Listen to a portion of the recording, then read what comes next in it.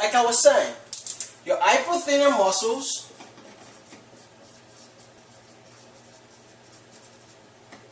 all your the first two lumbricals. There's something called pad and dab. Pad means palmar muscles, and the palmar interosseous and the dorsal interosseous muscle, which allows you to adduct, that's pad, and abduct for dab. So the palmar interosseous muscle allows you to adduct. Your dorsal interosseous muscle allows you to abduct. And there's one more. There's an adductor pollicis right at the back of your hand, right here. That allows you actually to adduct your thumb. That's the only exception in when the median nerve actually doesn't really take care of the thumb. And I kind of call the thumb the police department. That's why everything is pollicis. It's very cute. Remember that. So, what happens if your ulnar nerve is damaged? The patient, you guys are, make a fist, and they're like, oh, doc, oh, I can't do that, I shouldn't do that. Like, what are you doing, dude? Make a fist. Ulnar nerve is out.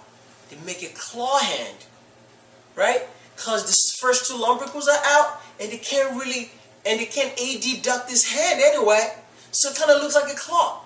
Because, you can't make a fist because the adductor has to allow you to adduct, so you keep it that way, and you kind of do that. See that? Because they can say flex this, but they can't flex, but this looks like they're partially flexed. That's called claw hand. You have to know that. The last but not the least is to go back to the beginning and talk about the root injury. Usually when we deliver babies in the hospital, we pull on their neck like this. We literally yank their neck out. During delivery, if you pull the neck of the new baby, you can rupture the roots of the brachial plexus at C5 and C6, even C7. And the patient is going to come back and develop something called Herb Duchenne's palsy.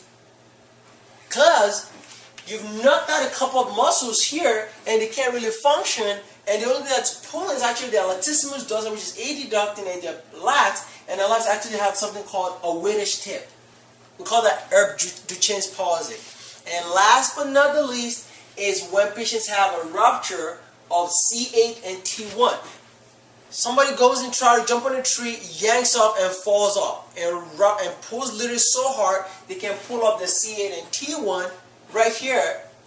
All of a sudden, they develop something called Klump's palsy. How do you remember which is Herb Duchenne and which is Klump? You know how I remember? Since C5 comes before C8 and T1, and E comes before K, Herb Duchenne, and K is the last. So we call it Klump's palsy. See how easy the brachial plexus can be. If you just know this beautiful 2 lobes, 75% of the muscle of your hands, BBC, delirium tremens for deltoid and teres minor for the axillary, the best muscles. Your life is easy. That's it, guys. Alright, I hope you guys learned a lot. I know it's a lot of information, but it comes with practice. The more you practice this, the more you know it. And you know the best thing you can do? If you're learning this in corresponding with your laboratory anatomy course, go to the lab. Know the structure code. Then go on the body and actually tug on these nerves. You actually be able to see, oh, it's going right through the muscle. And now it even makes a lot more sense. The more you practice, the more you know it. There's no secret about this, guys. You know, you can make this personal for life and be able to spit out exactly just like I did. But in the end, it's left up to you. Alright, this is going to be the end of our lecture for today. I hope you guys learned a lot. I'll be back again with a couple of lectures. I want you guys to check me out on thinkpositiveincorporated.com. I try to put a couple of videos on my website and try to keep you updated. If you want any video, any topic, let me know. I'll help you guys out if I can. Alright? Thank you guys and God bless. Think positive, and stay tight. Take care. Bye-bye.